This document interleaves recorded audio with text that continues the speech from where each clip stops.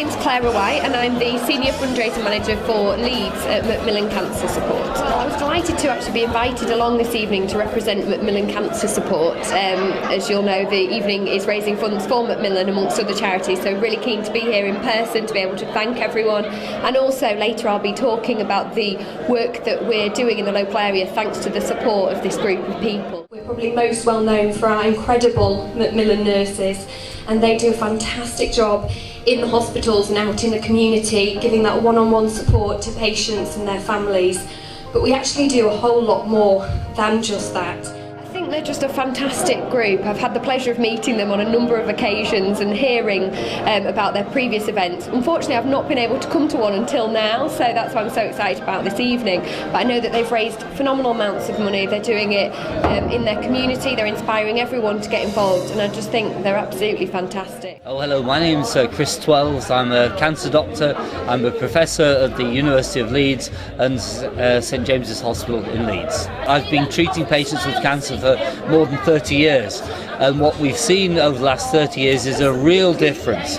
We haven't seen a single breakthrough that means we can suddenly cure all cancers, but if I look at the experience of patients with cancer 30 years ago, 20 years ago, 10 years ago and now, we see real differences in terms of how early patients are diagnosed, how many patients can be cured by initial treatment, if the cancer does come back, whether we can help those patients and control their cancers. Work that's been done really does make a difference.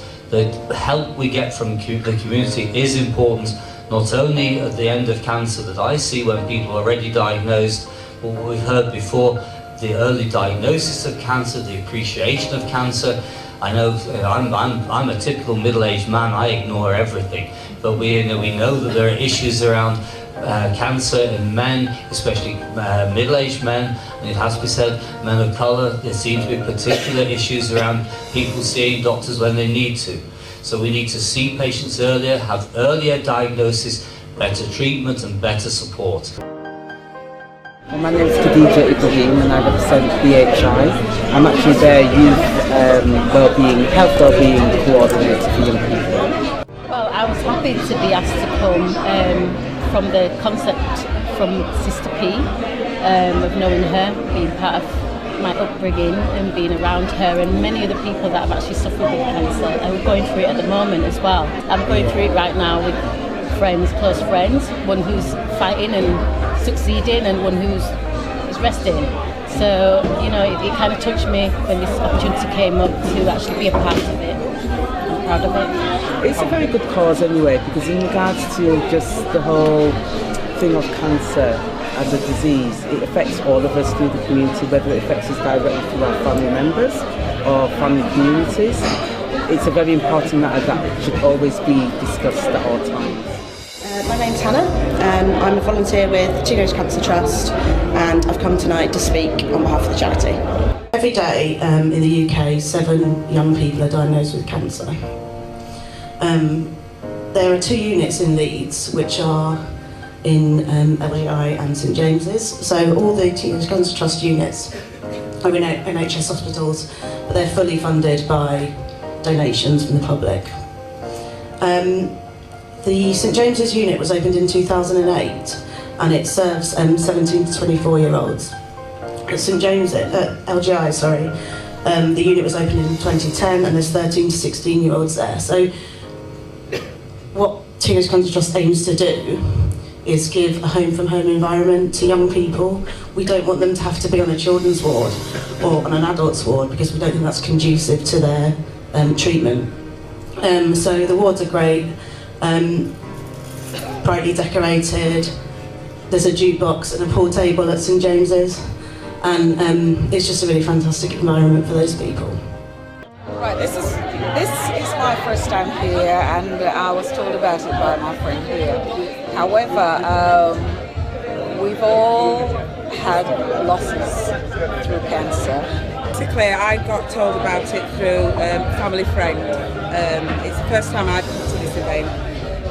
But like I said, we've all suffered loss through cancer, and my dad, myself, and recent as well. Yeah. So, and I think it's just a cause that we all need to attend and just be mindful of as well.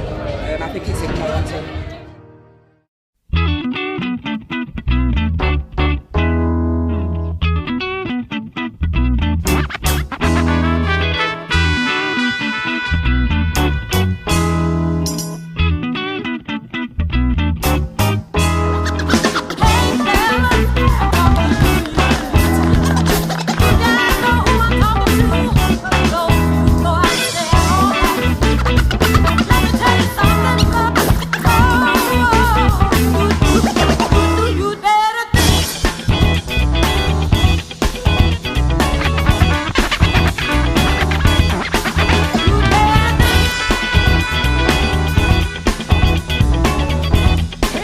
all about the awareness. That's the most positive, and to get across the awareness, because there's many people don't know how much information there is for them out there regarding cancer.